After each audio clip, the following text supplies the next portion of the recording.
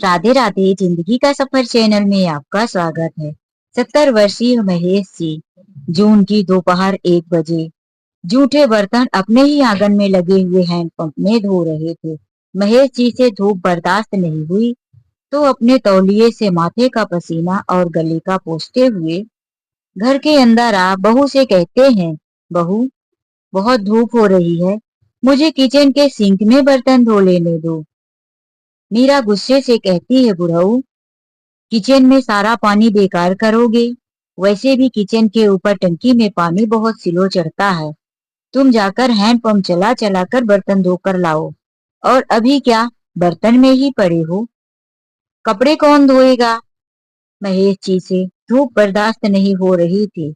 फिर से अपने गौछे को सिर पर रखे और बर्तन धोने लगे। बर्तन उठाकर किचन में रखते हुए कहने लगे, बहू कपड़े मैं 4 बजे धो दूंगा, थोड़ी सी धूप कम हो जाने दे। नहीं, जब तुम 4 बजे कपड़े धोओगे तो सूखेंगे कब। उसमें से तुम्हारे बेटे के कल ड्यूटी जाने वाला भी कपड़ा है, कपड़े अभी धोकर सूखने में डालो। महेश जी मजबूर थे।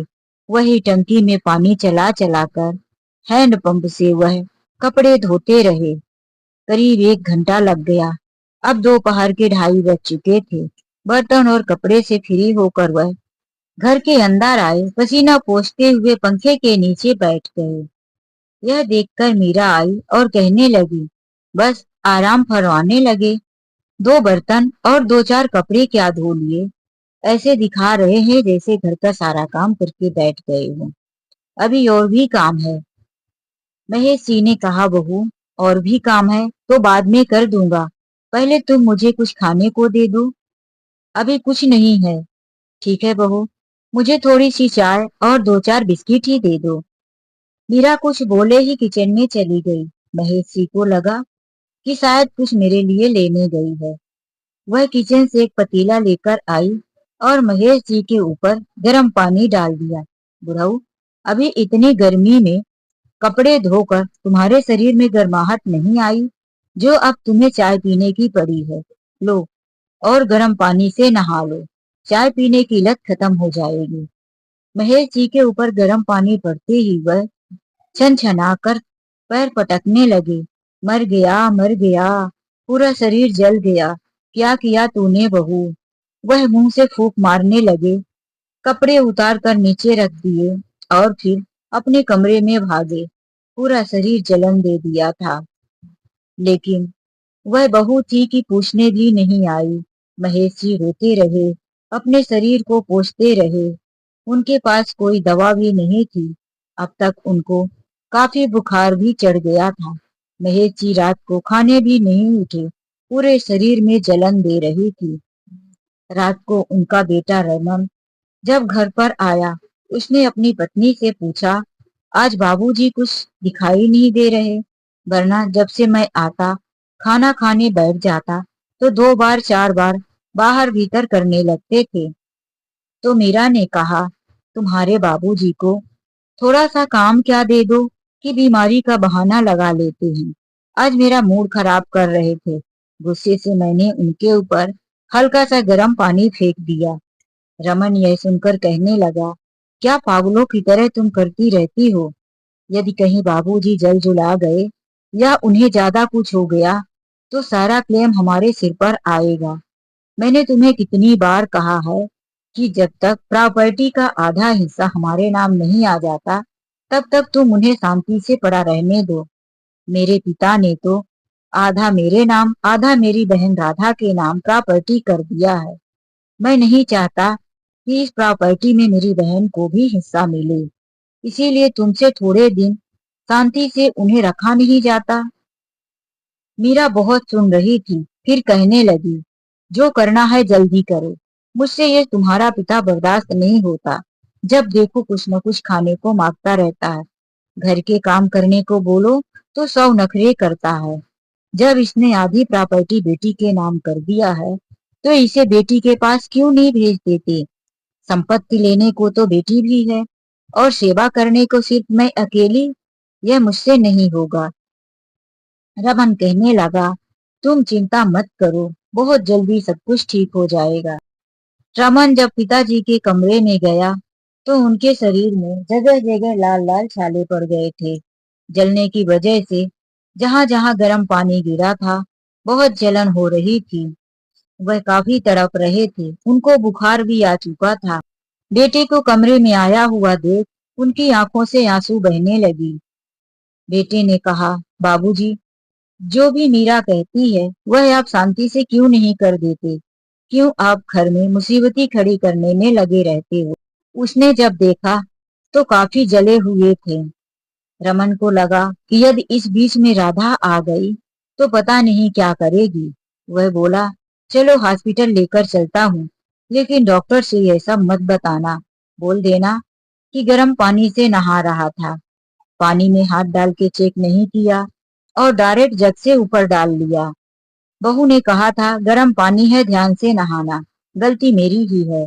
महेश जी ने कहा, तू जैसा कहेगा मैं वैसा ही कर लूंगा, मुझे डॉक्टर के पास लेकर चल, मुझे बहुत दर्द हो रहा है, जलन हो रही है, मुझे दवाई दिला दे, मैं तेरे आभारी रहूंगा।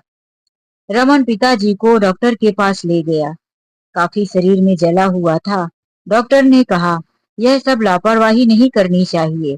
कैसे हो गया? बहू को भी इतना गर्म पानी नहीं दे के रखना चाहिए था। महेश जी ने डॉक्टर के सामने यही कहते रहे, गलती मेरी है डॉक्टर साहब, गलती मेरी है, आप मुझे दवा दे दीजिए। अब महेश जी दवा लाए और शरीर में लगाए। जाकर थोड़ा सा ठंडक मिली, तब वह सो गए। आज उन्होंने कुछ खाया भी नहीं। दूसरे दिन वह कुछ काम करने के हालात में रहे थे, तो भी मीरा उनके कमरे में जाकर उठाती है, कल 1000 रुपए की दवा करवा के आए हो और आज सुबह आराम फरमा रहे, काम कौन करेगा? चलो उठो, आंगन में झाड़ू लगाओ और फिर जूठे बर्तन पड़े हैं वह धो दो। आज महेश जी से पानी में हाथ डालने को नहीं हो रहा था। बहू, आज मुझसे कपड़े धोने और बर्तन धोने का साबुन पकड़ा नहीं जाएगा। मेरे हाथ में जो छाले पड़े हैं उससे पानी में ही डालो तो काफी तकलीफ होती है। आज मैं कैसे काम करूंगा? वह अपनी बहू के सामने हाथ जोड़कर गिड़गिड़ा रहे थे कि तभी बहू का फोन बज उठा। फोन उसकी ननद राधा का था। उसने कहा, हेलो, हाँ कैसे हो? मैं तुम्हारे पापा को खाना ही दे रही थी। तो राधा ने बोला होगा कि ठीक है, मुझे पापा से बात करवा दो। मीरा अपने ससुर को फोन देते हुए आंख दिखाती है। उसका इशारा यह था कि तुम अपनी बेटी से कुछ मत बताना। महेश जी बहू का इशारा समझ गए थे। वह जानते थे कि यदि मैंने बेटी के सामने मुंह खोला तो बहू मेरी बहुत बुरी हालत करेगी और बेटी कहाँ मुझे रोज रोज बचाने आएगी। इसीलिए उन्होंने कहा, बेटी मैं ठीक हूँ, अभी तुम्हारी भाभी मुझे खाना दी है, बस मैं खाना ही खाने जा रहा था। राधा ने कहा, ठीक है पापा, मैं कुछ ही दिनों के बाद जल्दी आपसे मिलने आऊंगी, अपनी तबीयत का ध्यान रखना। हाँ बेटी, तुम्हारी भाभी है ना, मेरा बहुत ध्यान रखती है, मुझे कोई काम करने नहीं देती, हर चीज के लिए मना करती रहती है, मैं ही जबरदस्ती उठकर कुछ करने की कोशिश करता हूँ। तो राधा ने कहा, जब भाभी इतनी अच्छी है, वह कुछ करने नहीं देती, तो आपको इस उम्र में आराम करने में क्या जाता है? ठीक है बेटी, आराम ही कर रहा हूँ। मीरा ससुर के पास खड़ी थी। वह आंखें बड़ी कर दोनों दांत दबाते हुए फोन रखने का इशारा कर रही थी। महेश जी ने कहा, ठीक है बेटी, रख दो उधर से, और वह फोन वहीं पर रख देते हैं। तभी मीरा बोल उठती है, बुढ़ऊ, कल जो गर्म पानी से जलाया था वह भूल गए क्या? जो अपनी बेटी के सामने घंटों बात करने में लगा है, जल्दी से फोन कट करने को नहीं कहता। और चल, अगर तुमने बर्तन नहीं धोया तो आज कुछ खाने को नहीं मिलेगा। महेश जी कहने लगे, बहू, मुझे इन घाव को सूखने के लिए गोली मिली है, कुछ मुझे खाने को दे दे, मैं गोली खा लूं, उसके बाद मैं काम करता हूँ। किचन में गई मीरा और सूखी रोटी प्याज नमक के साथ लाकर रख दी। ले, खा ले बुढ़ऊ और फिर काम कर, अभी सब्जी तेरे लिए नहीं रखी है। महेश जी 2 रोटी नमक प्याज खाने लगे। लेकिन वह धीरे धीरे खाए और फिर बर्तन धोने नहीं गए। उनकी हिम्मत ही नहीं हो रही थी। अब मीरा आई और उन्हें पकड़कर घसीटने लगी। चल बुढ़ऊ, ठीक है, तुम आज बाहर आंगन के टंकी पर बर्तन मत धो, लेकिन किचन में ही धो, फिर धोना तो पड़ेगा ही। महेश जी को चक्कर सा आ रहा था। वह जबरदस्ती दो सूखी रोटी तो खा लिए थे, लेकिन उनका सिर घूम रहा था। वह बोल रहे थे, बहू थोड़ा आराम करके काम कर दूंगा, लेकिन उसने एक नहीं सुनी। ससुर को घसीट कर किचन तक ले गई। जैसे ही वह किचन में थी कि डोरबेल बजने लगी। 2-3 बार डोरबेल बजने पर वह ससुर को वहीं छोड़ गेट पर चली गई। जैसे ही उसने दरवाजा खोला तो सामने उसकी ननद राधा खड़ी थी। वह उसे देखकर हक्का बक्का सी रह गई। अरे राधा, तुम तुमने तो बताया भी नहीं। क्यों भाभी, मैं बिना बताए अपने मायके नहीं आ सकती क्या? अरे वो बात नहीं है। वो दरवाजा छेके खड़ी थी। राधा ने कहा, भाभी अंदर नहीं आने को कहोगी? सारी बातें दरवाजे पर ही पूछ लोगी? तो मीरा ने कहा, अरे हाँ आओ ना, तुम्हारा ही घर है। आओ राधा, घर के अंदर आओ, बाबूजी खाना खा रहे हैं। यह सुन राधा ने कहा, भाभी इतना जोर जोर से क्यों आवाज दे रही हो? मैं तो आपके पास ही हूँ, मुझे सुनाई देता है। मीरा का मतलब था कि यह आवाज बाबूजी सुन ले, इसीलिए वह जोर से कहती है, बाबूजी अभी बाथरूम में हैं। उसका इशारा था कि बाथरूम में जाकर हाथ मुंह धो तैयार होकर बाहर निकल कर आओ। महेश जी अपनी बहू का यह इशारा समझ गए थे। वह किसी तरह से बाथरूम में गए, अपने कपड़े ठीक किए और वहां पर एक चादर ओढ़कर बाहर निकलकर आ गए। उनकी बेटी राधा ने जैसे ही पिताजी को देखा तो पूछने लगी, क्या बात है बाबूजी, इतनी गर्मी में चादर क्यों ओढ़ रखा है? बेटी, मुझे कल शाम से थोड़ा थोड़ा बुखार है, इसीलिए पंखे की हवा से ठंड लग रही है, इसीलिए चादर ओढ़कर रखा हूँ। अब राधा अपने पिताजी से बातें करने लगी। उसने कहा, बाबूजी मैं यहाँ नहीं आती, मैं आपको एक बहुत बड़ी खुशखबरी देने आई हूँ। महेश जी बेटी की तरफ उम्मीद भरी निगाहों से देखने लगे। क्या खुशखबरी मेरी बेटी देगी? राधा ने कहा, भाभी भैया को भी बुलाओ, आप दोनों और पापा के सामने ही बताऊंगी। मीरा ने अपने पति रमन को फोन करके बुला दिया। तो फिर राधा भैया भाभी और पिता के सामने कहती है, पापा पहले आप मुझसे वादा करो कि यह सुनकर आप दुखी नहीं होगे और मेरी बात खुशी खुशी मान लोगे। महेश जी बोले, बेटी जब खुशी की बात है तो मैं दुखी क्यों रहूंगा? तुम बताओ, वैसे भी खुशी और दुख का मेरे जीवन में कोई मतलब ही नहीं। मेरी जिंदगी की गाड़ी तो कोई और चला रहा है। मीरा ससुर की तरफ आंखें बड़ी करते हुए फिर ननद की तरफ देखकर मुस्कुरा दिया। तो महेश जी बात संभालते हुए कहते हैं, बेटी कोई और का मतलब भगवान, बुढ़ापे में भगवान ही तो सहारा होते हैं। तो मीरा हंसकर कहने लगी, क्या कर सकते हैं राधा, तुम ही बताओ, ये उम्र ही वैसी होती है। मुझसे जितना बन पड़ता है मैं तुम्हारे पापा की सेवा करती हूँ। अब बुढ़ापे की बीमारी तो मेरे बस में नहीं है कि मैं वह रोक लूं। फीकी मुस्कान मुस्काते हुए राधा ने कहा, हाँ भाभी ठीक ही कहते हो। अब तक रमन भी आ गया। उसने कहा, क्या बात है, क्यों इतना जल्दी बुलाया? और राधा तुम कैसे आई बिना खबर किए? राधा ने कहा, भैया मुझे आप लोगों को एक जरूरी बात बताना है, इसीलिए मैं आ गई। यह सुन दोनों पति पत्नी एक दूसरे की तरफ देखे और महेश जी बेटी की तरफ ही देखे जा रहे थे। फिर राधा ने कहा, भैया तुम्हारे जीजा जी को कंपनी कुछ सालों के लिए विदेश भेज रही है, वहां कम से कम 3 साल लग जाएगा, इसीलिए तुम्हारे जीजा जी का कहना है कि मैं भी उनके साथ चलूं।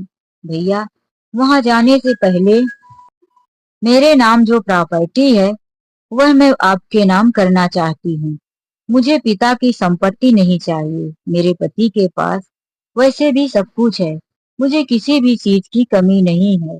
आप जल्दी से एक वकील बुलवाओ और यह सब पेपर तैयार करवा दो। मैं अपने नाम की प्रॉपर्टी आपको देकर फिर विदेश चली जाऊं। वहां 3 साल कहकर जा रहे हैं, शायद है कि और समय लग जाए। यह सुनकर तो मीरा की खुशी से आंखें चौड़ी हो गई और मुंह में मुस्कुराहट आ गई, लेकिन वह मुस्कुराहट को दबाई और फिर मायूस चेहरा बनाकर कहती है, क्यों राधा, जो तुम्हारे पिता ने दिया है वह तुम्हारा है, क्यों ऐसा कर रही हो? मुझे भी कोई लालच नहीं है। तो राधा ने कहा, भाभी, लालच की बात नहीं है। मेरे भाई की संपत्ति भाई का ही अधिकार है। मेरे ससुराल में किसी चीज की कमी नहीं है। रमन ने कहा, यदि तुम यही सोचती हो राधा, तो कोई बात नहीं, मैं वकील को बुलवाकर सारी कार्यवाही करवा देता हूँ। रमन भी अंदर ही अंदर बहुत खुश था। फिर कहता है, क्या बैठी मुंह देख रही हो मीरा, जाओ राधा के लिए नाश्ता वास्ता बनाकर लाओ। कुछ खिलाया मेरी बहन को कि नहीं? मीरा ने कहा, अभी कहाँ, जब से आई है बेचारी तो बस हम लोगों के बारे में ही सोच रही है। वह किचन की तरफ बढ़ी कि पीछे पीछे रमन भी गया। दोनों पति पत्नी खुशी से कुलबुला उठे और कहने लगे, अब बहुत ही जल्दी सारा काम हो जाएगा। एक बार यह सारी प्रॉपर्टी मेरे अकेले नाम पर हो जाए, फिर इस बुढ़ऊ को तो मैं ठिकाने लगा दूंगा। यहाँ इसकी बेटी भी नहीं रहेगी जो इसका बार बार हाल पूछेगी या देखने आएगी। फिर मुझे किसी का डर भी नहीं रहेगा। रमन थोड़ा भौहें सिकोड़ कर कहता है, तुम ना कुछ ज्यादा ही बढ़ जाती हो। अरे, यह सब बोलने की क्या जरूरत है? सामने जो हो रहा है वह करो, फिर जो तुम सोच रही हो वह भी सब हो जाएगा। पहले सारी प्रॉपर्टी तो मेरे नाम आने दो। मीरा सुनकर मुस्कुराई और बोली, ठीक कह रहे हो। अच्छा तुम जाओ, देखो बाप बेटी कुछ बात ना करे, नहीं तो बना बनाया काम बिगड़ जाएगा। रमन आकर बहन और पिता के पास बैठ गया। महेश जी कहना तो बहुत कुछ चाहते थे, लेकिन वह डरते थे कि यदि अब कुछ कहा तो मीरा विदेश जाना कैंसिल कर देगी। बेटी की इतनी बड़ी खुशियों की बात है, मैं उसकी खुशियों में अपने दुख को क्यों शामिल करूं? मेरा यह दुख दर्द सुनकर वह नहीं जाएगी और फिर दामाद जी अकेले चले जाएंगे। यह सोचकर मन ही मन वह कांप उठे और कहने लगे, नहीं नहीं, मैं अपनी बेटी की खुशियां नहीं छीन सकता। अचानक से वह अपना हाथ उठाकर राधा को आशीर्वाद देने लगे, बेटी तू जहां भी रहे हमेशा खुश रहे। पिताजी जब हाथ उठाकर राधा के सिर पर रखे तो हाथ में पड़े हुए छाले साफ साफ राधा को दिख गए। राधा ने पिताजी का हाथ पकड़कर पूछा, पापा, यह आप जल कैसे गए? आप तो कह रहे थे कि मुझे बुखार है, इसीलिए चादर ओढ़ के रखा हूँ। वह डरते हुए कहने लगे, बेटी ऐसा कुछ नहीं है। कल तुम्हारी भाभी ने गर्म पानी बाथरूम में रखा था। उसने मुझे बोला भी था कि पानी ठंडा गर्म मिक्स करके नहाना, लेकिन मैंने ही जल्दबाजी में एक जग पानी अपने ऊपर डाल दिया। तो राधा कहती है, पापा कितनी बार फोन से समझाती हूँ कि अपना ध्यान रखा करो। इतने में भाभी चाय और नाश्ता लेकर आई। बेमन से राधा ने थोड़ा सा चाय नाश्ता किया और बाबूजी को कहने लगे, बाबूजी आप मेरे सामने नाश्ता करो। पकौड़े बनाकर लाई थी। राधा ने सारे पकौड़े अपने पिताजी को खिला दिया और फिर कहने लगी, भैया किस वकील से काम करवाओगे? ऐसा वकील करवाओ जो जल्दी से जल्दी काम निपटा दे। मेरे पास इतना टाइम नहीं है, हम लोग जल्दी ही विदेश जाने वाले हैं। रमन ने वकील का नाम बताया और कहा, यह वकील जल्दी काम करवाता है, बस थोड़े पैसे ज्यादा लेता है, लेकिन काम सही और जल्दी करता है। तो राधा ने कहा, भैया आप चिंता मत करो, जितना भी पैसा लगेगा वह मैं भी दे दूंगी, लेकिन काम जल्दी होना चाहिए। यह सुनकर रमन खुशी खुशी वकील बुलाया और जल्दी जल्दी काम करने लगा। राधा ने कहा, मैं यहीं रहकर काम निपटा दूंगी, उसके बाद अपने घर जाऊंगी, फिर वहीं से हस्बैंड के साथ विदेश चली जाऊंगी। जितने दिन राधा रही, उसकी भाभी मीरा खूब सेवा करती। दोनों टाइम अच्छे अच्छे पकवान बनाकर बाप बेटी को खिलाती रही। मन ही मन सोचती कि एक बार यह बेटी चली जाए, फिर मैं जैसे खिला रही हूँ वह सब निकलवा लूंगी इस बुढ़ऊ से। 2-3 दिन के बाद वकील आए और रमन और महेश जी की साइन लेकर चले गए। फिर से 4-5 दिन बीता था। खूब सेवा हो रही थी दोनों बाप बेटी की। लेकिन जब वकील आया और पेपर दिया और कहने लगा, राधा इसमें साइन कर दो। राधा ने भी साइन किया और वह पेपर ले लिया। तो भाभी ने कहा, अब सब काम हो गया है राधा, अब तुम खुशी खुशी विदेश जा सकती हो। राधा ने कहा, भाभी मैं कहीं नहीं जा सकती। जाओगे तो आप और भैया। क्या, यह तुम क्या कह रही हो? हम दोनों कहाँ जाएंगे? विदेश तो तुम जाने वाली हो।